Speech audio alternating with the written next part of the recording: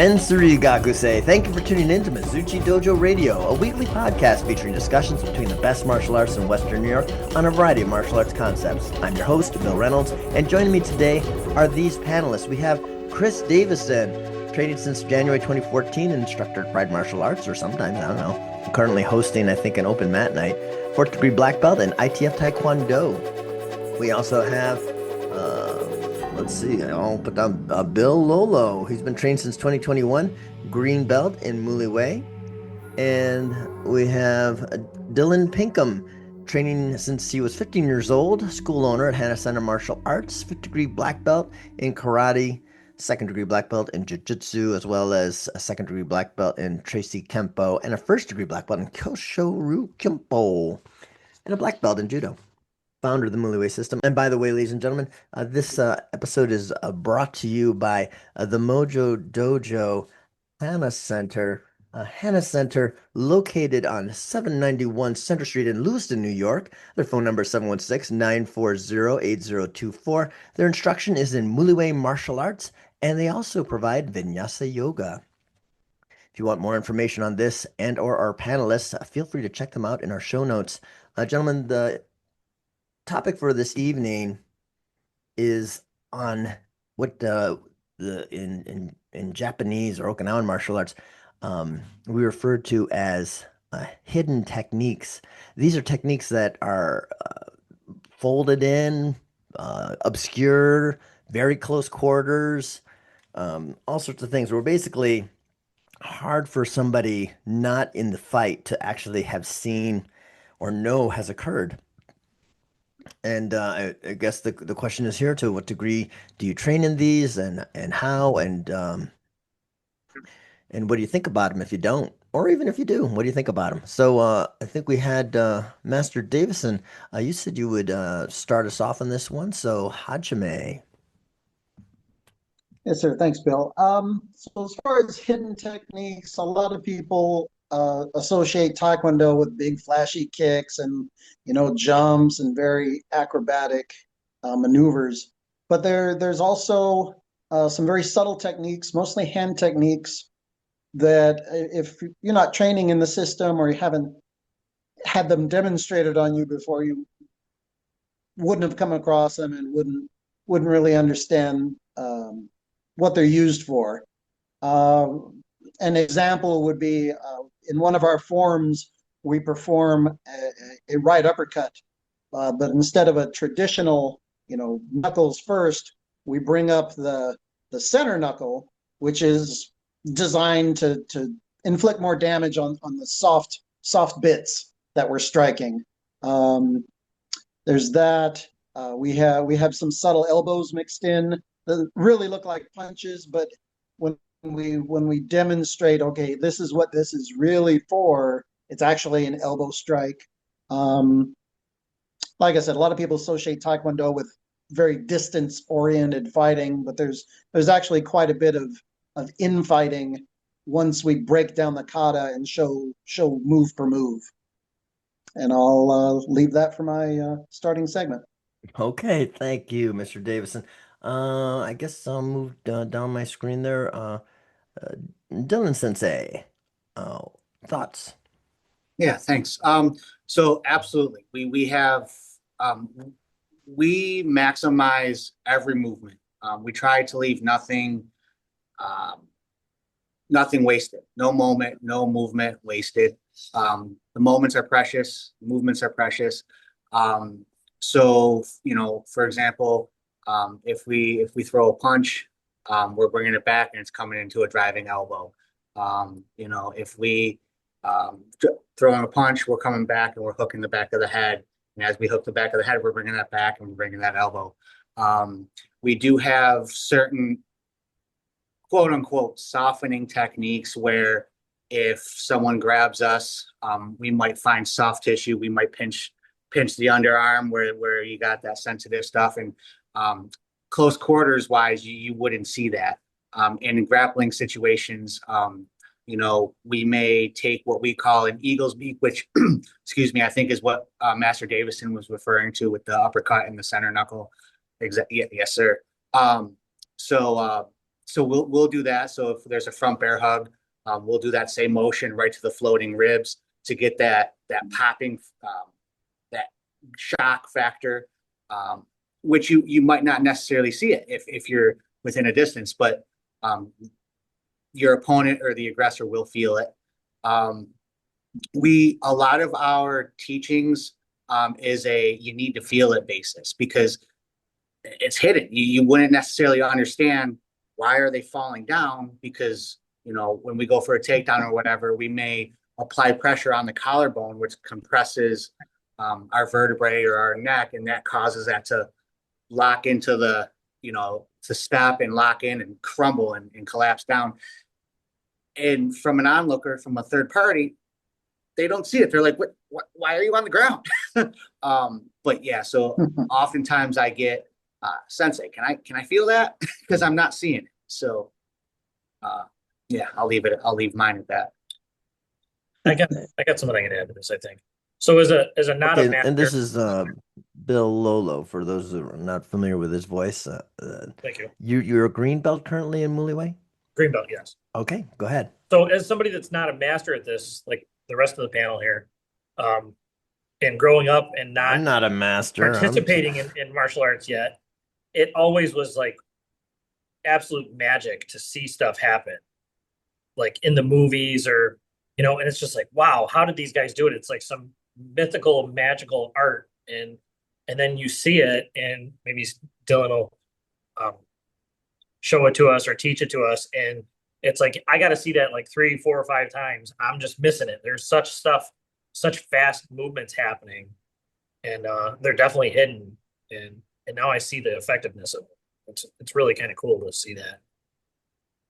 To see what's hidden is cool. To see the hidden things in it, yes. Yeah, or as I guess definitely makes it an art. As your sensei is saying, to feel it too, I'm sure. Yes. Yeah. All right. My opening thoughts, like I said, that's since at least karate is considered itself to be a short range or infighting system, there's a lot of hidden technique type of thinking going on. Like, for example, everything that most other systems would refer to as a block, we're always training it as an incorporated offensive action. So when like we'll use what could be technically called a palm heel block as a sort of starting block. That palm heel instead could be a 4-knuckle strike to push things away, and then let's say if I'm doing that 4-knuckle strike across my face to prevent a punch from coming into my face, and then I followed up with what appears to be a high block, that's actually going to be a back fist instead. So somebody who doesn't even know what's going on will just see they probably catch the standard high block and wonder why the person that was blocked seems to be staggering backwards, because that's the intent. I think because of the Kempo training I did, I teach my students things like, if they come down and do, let's say, a backwards going, a reverse, a low hammer strike towards the stomach or groin, that as they retrieve their hammer, they're actually going to come up with an elbow into the person. And so that would be a hidden technique. It's for anybody to see it, they'll catch the hammer, but they won't understand why the person who just bent over because of the groin strike is now reeling backwards, having missed the elbow that ascended after the hammer strike. So that's, I think they're great. I think sort of along the lines that what Dylan Sensei was saying there a few moments ago, no move wasted. We should look at these. The way I tell my students is that this system was developed on an island, sometimes referred to as the Hawaii of Japan, and they suffered from a lot of, Southeast. I'm not going to say which nation at the time. Southeast people of the sea who would come in and try to just get stuff for free. I'll call them disparagingly pirates. And they wouldn't just attack one at a time and call out duels, they would attack in hordes. And so, as a part of your desire to defend your community, you couldn't just think, oh, I'm just going to have these one-on-one fights. I'm going to be fighting a bunch of people over time until this attack is over. You can't be wasting your energy. You have to be very efficient and very thoughtful about making sure whatever you do is effective. And if you're that close to be able to hit somebody, probably getting in as many strikes and or manipulations on that person's body as you can in the most efficient way, which will include hidden techniques. All right, let's open this up to a broader discussion. Um, I guess for when we're talking about hidden techniques, I'm gonna come back to you, Kris. Uh, at Sure. your school at Pride, um, w- a few moments ago, Dylan was saying how he'll make the students sort of feel the hidden technique. Do you guys do something similar? How do you help people master these hidden aspects? Yes. So for better or worse, I ask a lot of questions in class. So a lot of the times I'm the person that's demonstrated on. So that's how I know that there's quote unquote hidden techniques is because I've felt most of them. Um, one of the ones Bill you touched on was I think you were describing some sort of limb destruction where you could take your knuckles and you wrap them in a sensitive part where it appears like a block, but you're really giving them the zinger at the same time, which is a hidden technique. It's not just a block. You're trying to disable whatever they're swinging at you. Mm, mm. Um, since I have the conch here and I'm talking, when you described your hammer fist groin strike and then following it up with an elbow, is your opponent behind you in that instance? Essentially, yeah, you'd be doing it like with them behind you. Yeah. Okay, so they're at my right shoulder and I'm hammer fisting and giving them the shot. Hmm. Okay. Yeah. I think at least I remember that one seemed to come up in a Kempo technique called five swords, although some people I've heard it called seven swords, and I can certainly find a lot more swords in it. But yeah, that's where that one I particularly recall that combo coming up. Mhm. Yeah, that is definitely Bill, that is definitely a Kempo thing. We do that a lot. We do that a lot where it's groin strikes coming up because we're capitalizing on the body mechanics or the response. So yeah, you get hit, you get a low shot to the groin, your body's gonna go to where that shot came from. Then you're gonna send that elbow back up to that chin, setting them back up. That's gonna open up their throat shot, like just bing bang boom, daisy chaining strikes, if you would. Um, um, Yeah, I had a thought. I lost it. I'm sure it'll come back to me. I'm sorry. I definitely know the experience though when you teach these and you'll do that little pinch in the back of the arm. It's like, yikes! Mm. Wow, where did that come from? You have no idea. All of a sudden you can't think about anything. You could get punched in the face and you have no idea because of a pinch. It's funny. Yeah, the stabbing pain, the burning your Yeah. arm when that happens. Fun.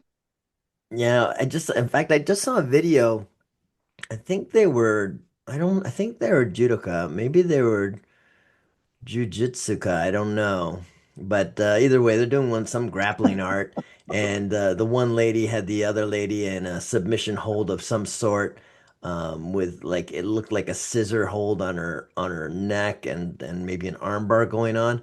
And so the one that was in the submission hold tapped her, tapped the ground, uh, but the woman wasn't releasing the joint lock. Mm.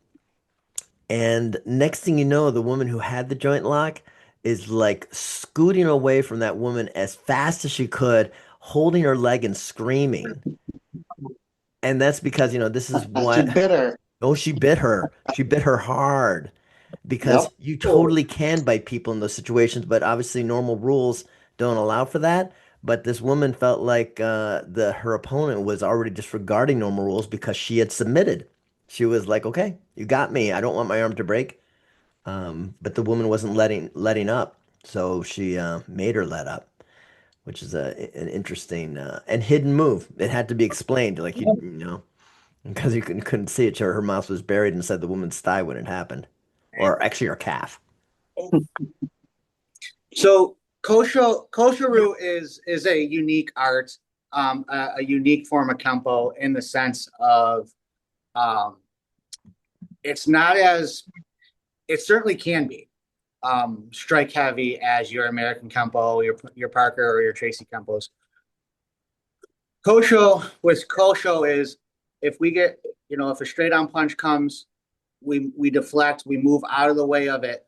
But instead of directly attacking the aggressor, whether it be to the face, so we're more concerned about controlling or manipulating the aggressor's body. So, for example, if I do a high outward block to a roundhouse punch, right, one would think, okay, the center line is there, the limb is there, let me attack that. However, I'm already anticipating that left, right, because it's going to be a right left, boom, right? So I'm already anticipating high outward block here. Now what I'm going to do is I'm going to heel palm or palm strike that opposite shoulder. And my goal there isn't to move them, but it's to dislocate that shoulder, to take that weapon away.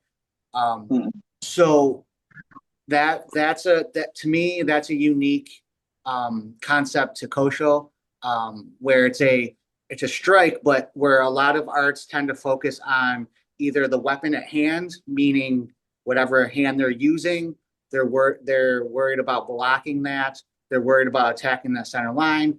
Kosho looks more at, okay, I'm going to manipulate that body. So if I hit that opposite shoulder, I dislocate that opposite shoulder. I like side fists. But I tend, as I'm teaching the technique, I'll use palm strikes because it's really easy to overdo it with a side fist. So, yeah, just a quick snap of that body as you're outward blocking, and boom, that shoulder's dislocated. So that Shihan, when you say side fist, what do you mean? Well, they might not see it. You can see it. So just my fist sideways here, thumb up. Versus like a reverse punch. Oh, I see. Yeah, I think Okay, so in you're Ishimura hitting they him call that a vertical punch. vertical punch. Okay. Yep. We're just calling it different things. Sorry. Yes, sir. And like, for people who can't see, because I don't even know how I will maybe put on these videos. I don't know. Yeah, but for our listening audience, yeah, he was demonstrating a seiken or four fist punch, but with the fist up and down, with the thumb essentially on top and the pinky downward, that kind of thing. Versus what we would call also in karate, we called the opposite of that. Instead of this vertical punch, the horizontal punch is instead called the turnover punch. Okay. Yeah, where the person like turns or twists their fist over as a part of their punch, which is a very controversial subject in of itself. But but yeah, like I would say, one thing that goes on in karate and at least in Mizuchi-do is that um, we would if we were, let's say, imagining somebody was grabbing us by around the front of our shirt trying to do some sort of intimidation, that as you would bring your elbows up above those arms and as you separate or push those elbows downward, you're just aware that in theory would bring the attacker's face forward as you push their arms downward if they continue to hold on. And so as we're pushing our elbows downward, we turn our hands forward towards the aggressor in tiger claws formation to allow for any kind of raking that could just incidentally occur. And again, that could probably be for anybody who's backed off from the encounter, probably wouldn't be able to see that happening until they saw the fingernail marks left behind. Yeah. So they saw his bits of his face under your fingernails. Yeah.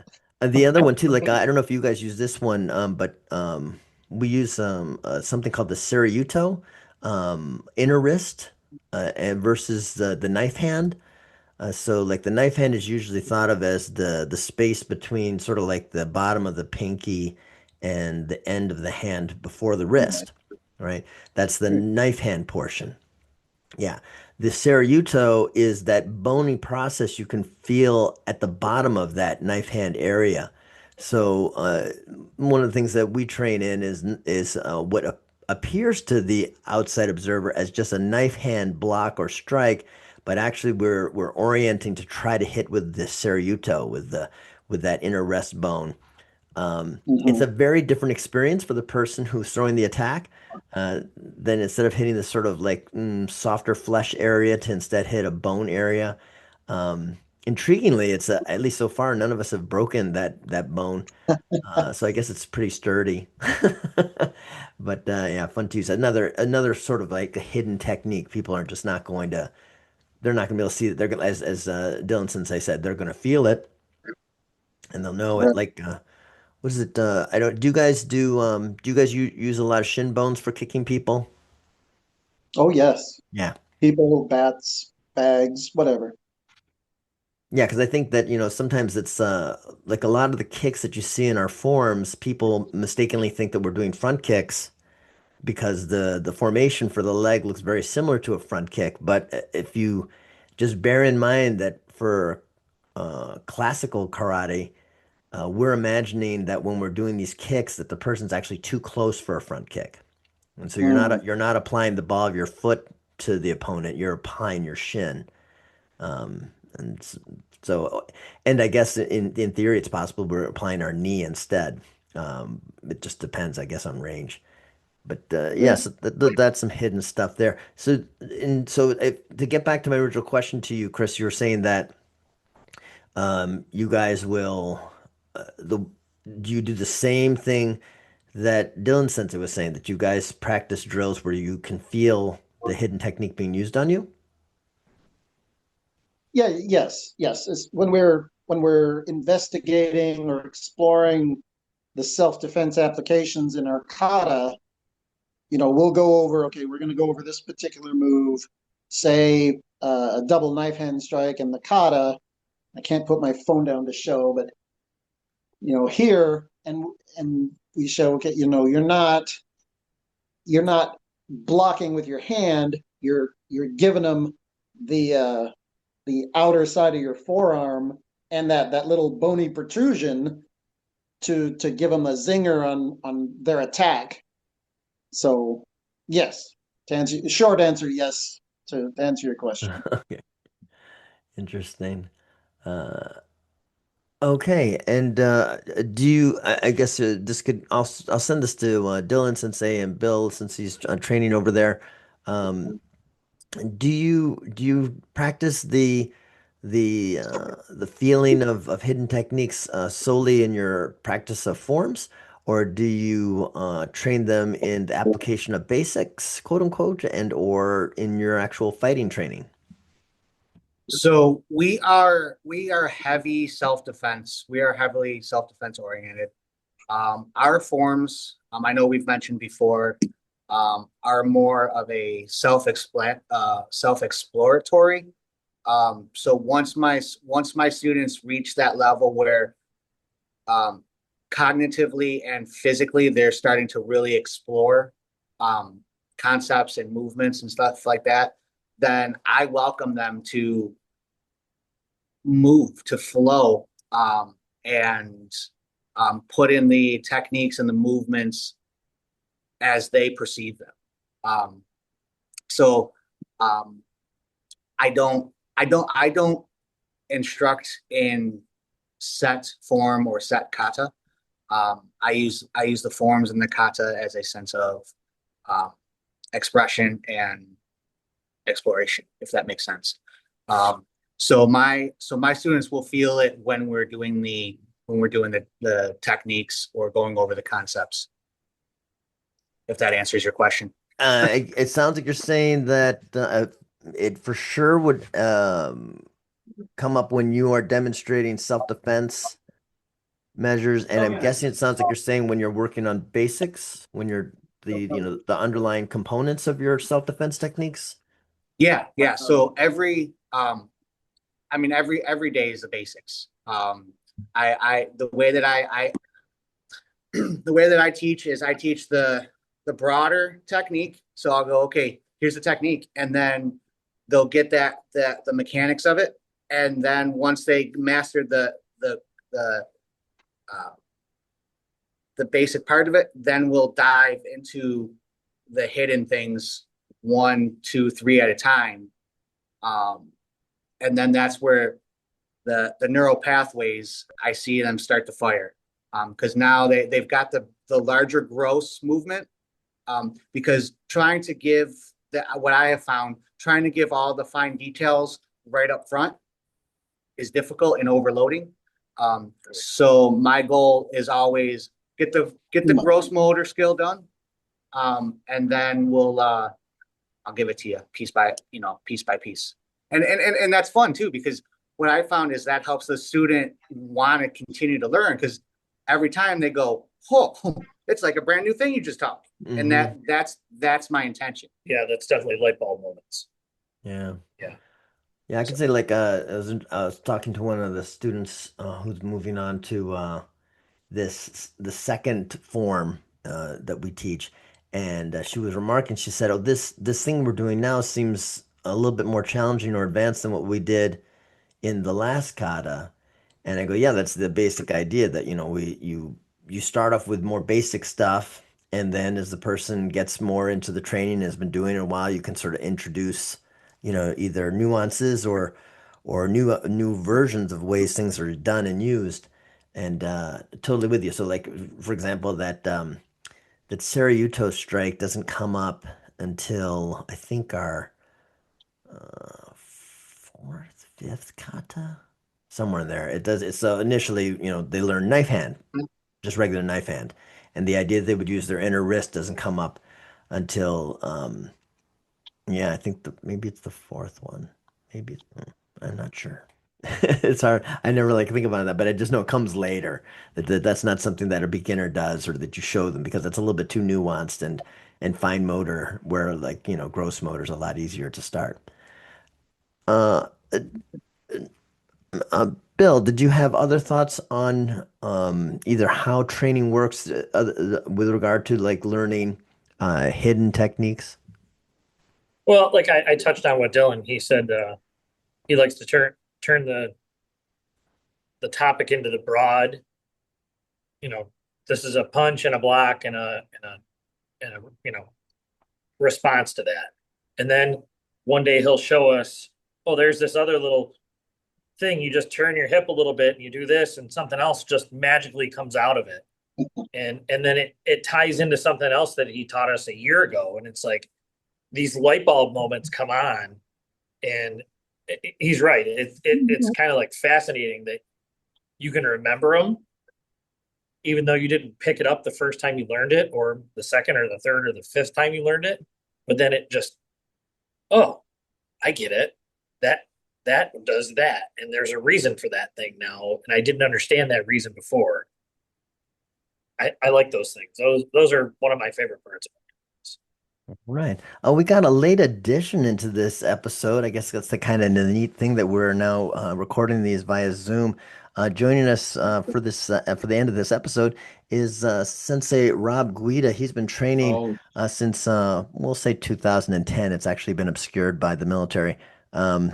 Also owner operator of MSD Kempo Karate since 2012, second degree black belt in Kempo Karate, first degree black belt in modern knees. Thanks for joining us, Robert. We were talking about hidden techniques. And one of your Kempo brothers here was saying that this is sort of like my words, the meat and potatoes of Kempo. But what are your thoughts on hidden techniques? Awesome, or should they be outlawed and the people who practice them hunted down to the ends of the earth? There's this great story, and I don't know if it's true or not, but I love it, and it's Ed Parker, and everyone was talking about the hidden techniques and all the secret techniques of Kempo, and they wanted to learn it, and because we got to know what the secret shit is, right? And you got all these brown belts and black belts, and they're complaining they need the secret techniques. So Parker got pissed off, and he said, "Fine, I'll teach you all the secret shit." And he locked the doors and closed the windows and closed the blinds, and he put them all in a room, and he went over blocks and kicks and strikes, and movements and stances, and so those are the secret techniques. And then Damn. he walked out. And I have no idea if it's true or not. No idea, but that is my opinion of secret techniques. That's a funny story. Final thoughts. We got a couple minutes left. Any final thoughts on hidden techniques? How you train them with people? What your thoughts are on them? Yeah. Anything else on hidden techniques? Just to touch on what Sensei Dylan had said, Shihan Dylan, sorry, Oh, about it is counterproductive. Sensei is still to go- technically always accurate. Just want to put out there. I know, but I want to give him his props. You can call me whatever. So is saying Dylan. So is saying his name. That's good too. Yeah. Yeah. We're not in class right now. Just because Rob's here doesn't mean we get all crazy. Yeah. All So- disrespectful and army like. So I'm, yeah, you don't. I'm ruining the podcast. When you're teaching a technique, you don't go to the 36th level of Shaolin on the, when you're just showing them how to do something. You take it slow, you show them the first bit, they get comfortable with it, and then you show them, okay, now this is what it's really for, or what you've learned, this is what it really is. And that's the light bulb moment that we were talking about. So just wanted to reiterate. Oh, look at that, another one. You guys are all coming on at the end of the show. Well, yeah, that's fine. We can always invite you guys to the next recording next time. This is going to be some interesting editing. Okay. Any other final thoughts? Dylan. No.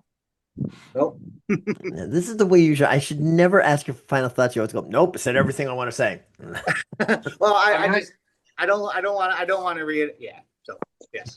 I missed the first part, so I don't really know what we're talking about. But the only thing I heard is I heard a little bit of what Dylan said and a little bit about what you said. Like it's true. I told an anecdote, but I don't think there are secret techniques. They're more advanced and there's less advanced, but there's no such thing as secret. Well, and that's a great thing. I put that in my book, available on Amazon, Mizuchi Do by Bill Reynolds. If you, I want credit. Is that Spell my name right? Is that that is I guess a misdirection or often problem that people will use sort of interchangeably the phrase hidden technique and secret technique, and they are very definitely different things. I think the reason why, so for karate, we will refer to what we're talking about tonight as Kakushi Waza, and that just means hidden or obscured, versus secret, which obviously means information that's withheld or only shared with special people. And I could see why a master would get angry if people said, "We want the secret techniques now," like as if he's been holding out on them all this time. Right. And I'll tell you that, like from at least from a Japanese training perspective, ever asking your instructor questions about their training is to basically say they don't know how to train. Which I think, when we had that episode, when we talked about like your master says it's time to promote you and you go, "Oh, no, sensei, no, I'm not ready." And say, I'm your teacher. I just said you're ready. What are you saying to me right now? So it's interesting. Sir, yes, sir. Okay, guys, thank you very much. Yame. Thank you, panelists, and thank you, listeners, for your attention. We'd love to hear your thoughts on this topic, and you can share them to our threads, Mizuchi_dojo, or you can email us at mizuchi.dojo.hanbu@gmail.com. Also, please consider supporting this podcast by subscribing via our Patreon. For $1 a month, you not only keep this podcast on the air, but our dollar subscribers will vote on what topic they want in the next session. And there's more. Check out our show notes. Mata yasai.